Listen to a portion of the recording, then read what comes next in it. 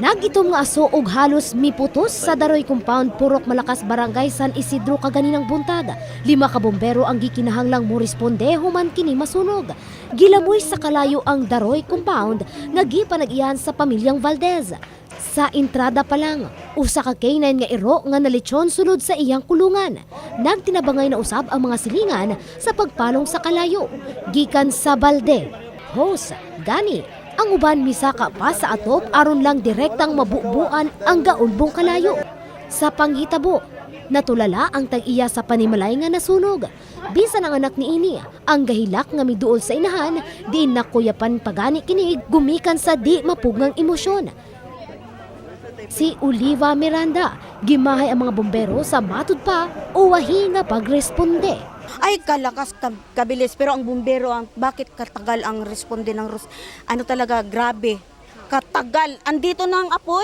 Saka pa lang sila ng responde ng ano? Hindi man siguro mabagal, hindi man siguro matagal kasi tinuan nyo man yung space, saka yung distansya natin. Siyempre magpapaandar ka pa man ng fire truck, malaki yung fire truck. Umabot ng ilang alarma, sir?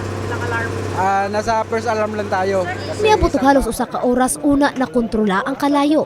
Walay bisan usa ka biste ang nasalbar ang pamilya Valdez, gawas na lang sa ilang gisuot. Posibleng nagsugod daw ang kalayo sa rechargeable nga flashlight nga kanunay nakasaksak. Apan pagtuo sa mga silingan nga posibleng nakadugang sa kalayo ang mga pinturang negosyo sa pamilyang Valdez. So far yan yung mga nakita natin, pero titingnan pa natin yung ibang laman kung ano yung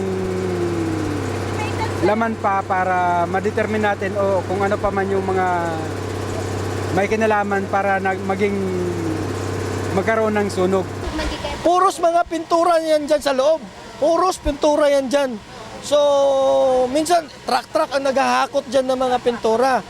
Wala naman dikit naman lahat doon sa may ano naman ang kuya ko doon ng Mega Pen. May bodega naman sila. So, binikate na lahat ang pintura doon. Miabot sa 200,000 ka pesos ang damyo sa sunog, kinibasin usab sa inisyal nga pagsuta sa Bureau of Fire Protection. May pasalig usab og hinabang ang barangay. Tutulong talaga ang barangay natin sa kanila, lalo na sa pagkain nila. At pagkatapos nito, andito naman ang ating social worker natin sa barangay, no? Para at least makatulong tayo sa kanila. Kaya nga, nung pagsunog pa lang, ura-urada, dito na tayo agad at inassess natin ang situation. Faith Dandoy, Brigada News.